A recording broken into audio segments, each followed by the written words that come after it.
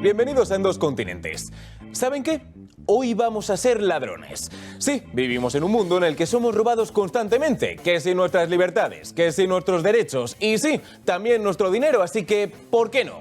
Hoy los ladrones vamos a ser nosotros. Bien, aunque son muchos los tipos que existen en el mundo, por lo general la imagen estereotípica de estos asaltantes es la de un hombre encapuchado que o bien atraca en las calles o por otro lado se cuela en la casa del prójimo para no dejarle ni un mísero penique. Y eso último es lo que me interesa.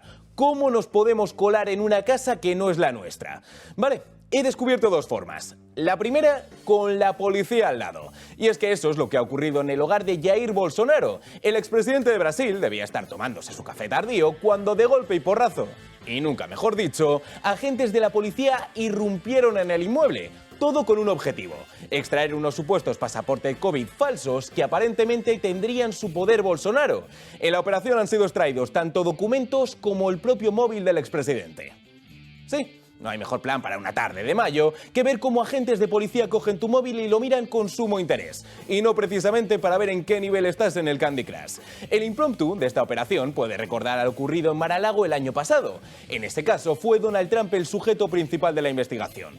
En este, Bolsonaro, un amigo cercano al expresidente de los Estados Unidos. Bien, se habla mucho sobre cómo estas operaciones invaden la privacidad de los investigados, y es totalmente cierto. Pero hay una excepción. Si Trump o Bolsonaro son culpables, al igual que cualquier otra persona, llevarlos ante la justicia tiene que ser la máxima prioridad.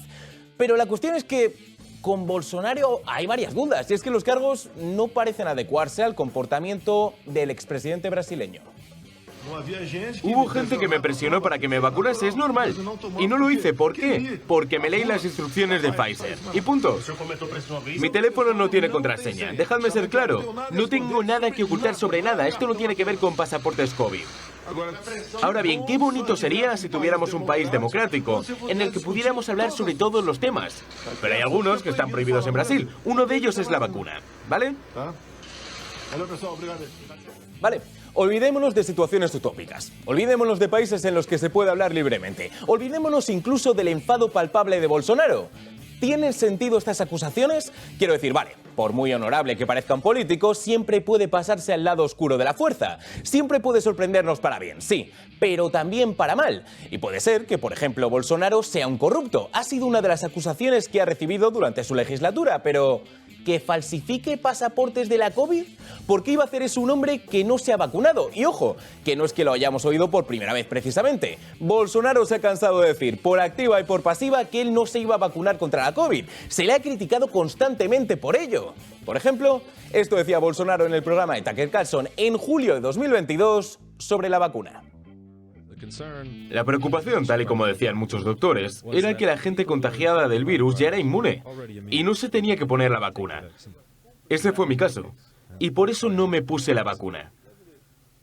Como ya he dicho, quizá era el único cabeza de Estado en el mundo que no aceptó las restricciones o que estaba contra ellas.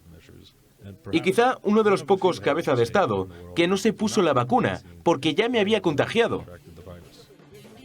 Claro, se ha sido su postura desde siempre. Se puede estar en acuerdo o en desacuerdo con lo que dice, pero no parece que Bolsonaro esté mintiendo sobre no ponerse la vacuna. ¿Y por qué lo haría?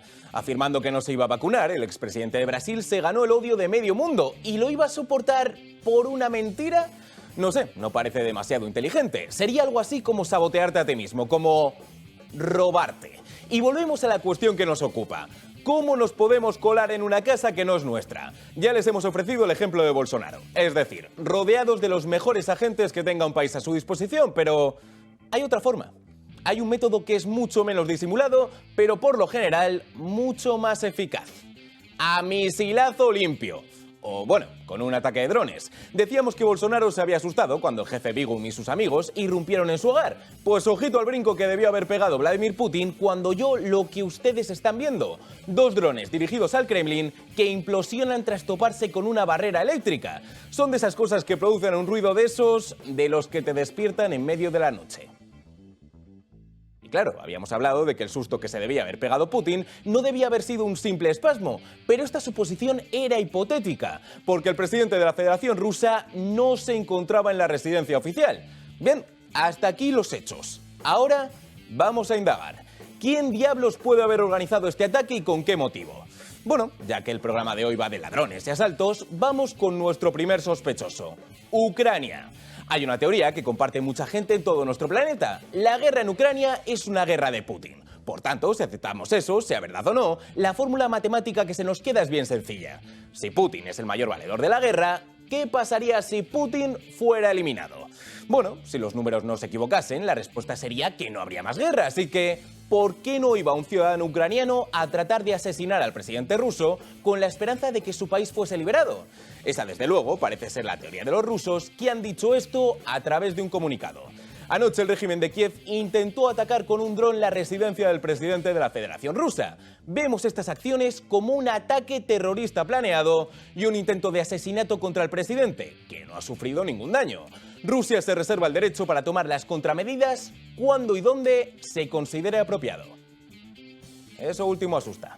Bien, como decíamos, esta es la teoría de Rusia. Ucrania quiere acabar con la guerra y la forma que se les ha ocurrido para hacerlo es quitarse al señor Vladimir de en medio. Bien, deliberen al respecto. Vamos con el segundo sospechoso, la propia Rusia. Bien, síganme, el invierno se ha acabado. La fase de mayor contención bélica y de ofensiva rusa ha llegado a su fin. Ahora es el momento del contraataque. Ahora es el momento de que todo ese armamento que ha ido pidiendo Ucrania entre en funcionamiento.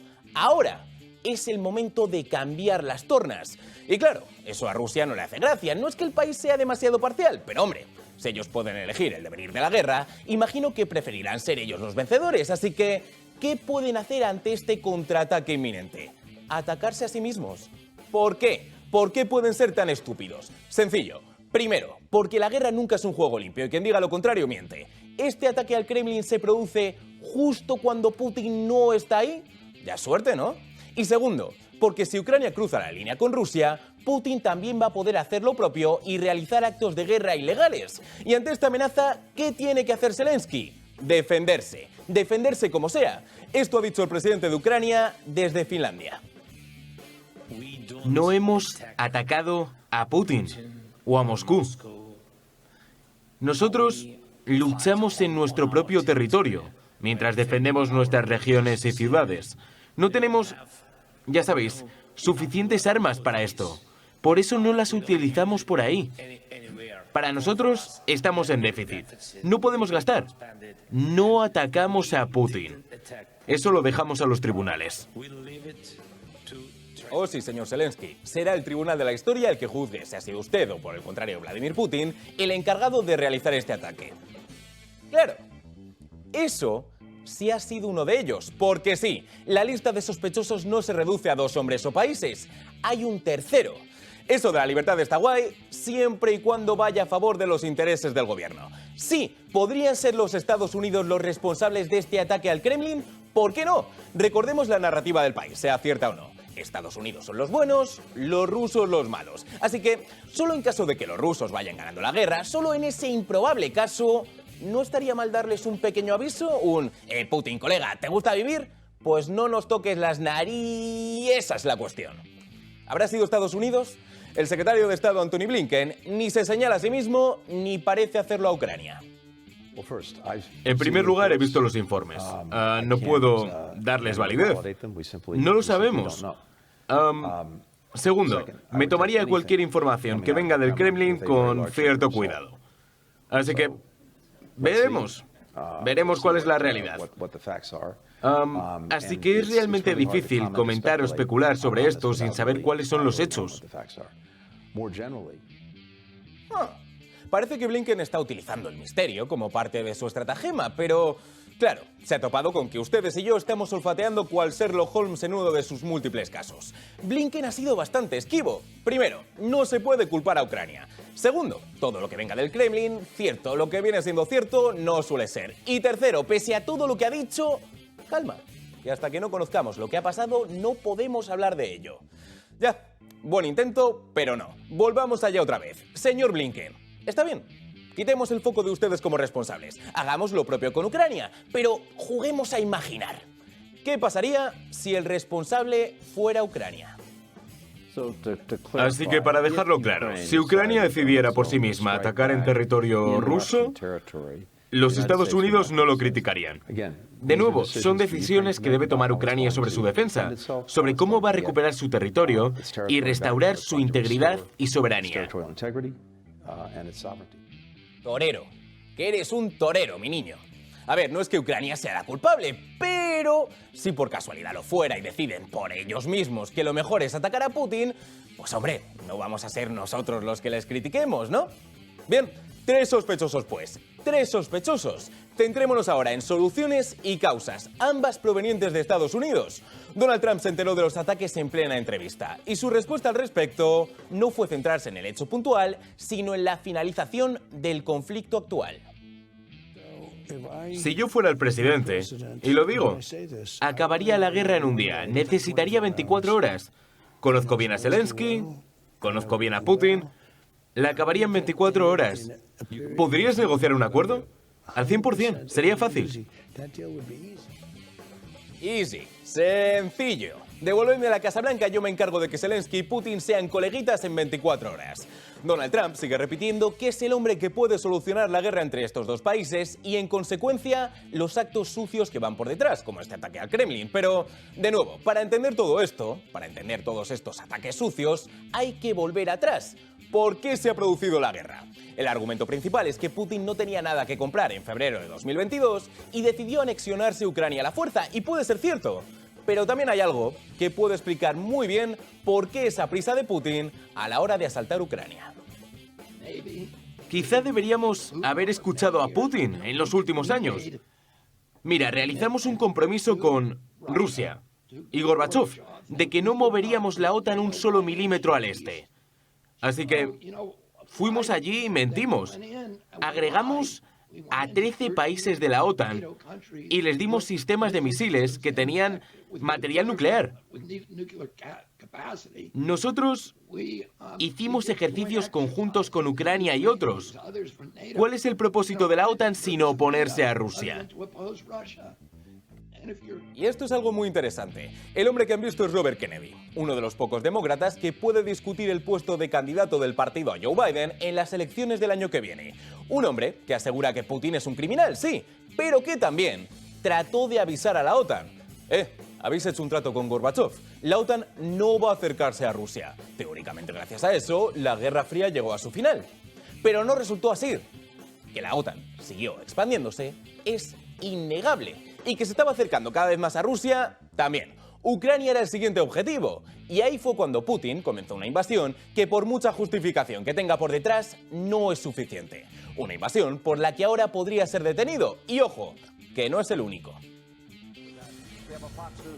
Es una noticia grande. Se podría producir un procesamiento judicial contra Hunter Biden de forma inminente. El hijo del presidente podría serlo tan pronto como mañana. Podría acabar yendo a prisión. El Washington Post asegura que los fiscales están a punto de tomar una decisión con respecto a cargos criminales y de armas, después de reunirse con los abogados de Hunter Biden la semana pasada. Así que no os equivoquéis, hay mucha tensión en la Casa Blanca esta noche.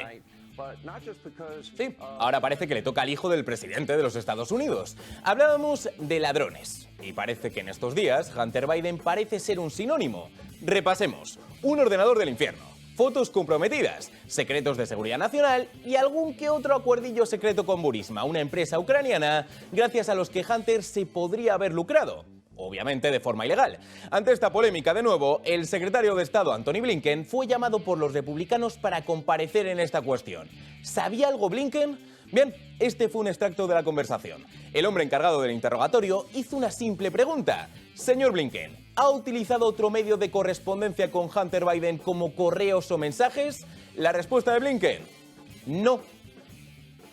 Y sin embargo, los republicanos han demostrado esta semana que todo aquello que dice Antony Blinken es mentira. Y es que sí, vivimos en un mundo en el que aparentemente el crimen y los robos suelen estar pegados a algunos políticos que no hacen otra cosa que desmerecer ese título cuando han cometido el crimen por el que se les acusa, eso sí, que se lo digan a Bolsonaro. Los robos y trapos sucios no se escapan al fenómeno de la guerra. Un ataque, un solo ataque, cuenta con 3 países sospechosos que tienen sus intereses y también sus argumentos de defensa frente al mismo. Un robo a los procedimientos bélicos que nos puede llevar a todos al desastre. Y por supuesto, en todo robo hay dinero. Ahora bien, si esto se hace, hay que ser listo, no sea que por intentar abarcar de más, te pillen con las manos en la masa. Bien, les damos las gracias por habernos dejado robarles un poco de su tiempo, en el mejor de los sentidos posible, y les recordamos que volveremos muy pronto con un nuevo programa de Los Continentes, en el que hablaremos sobre Estados Unidos y todo lo que sucede a su alrededor. Solo aquí, en el Toro Televisión. Hasta entonces.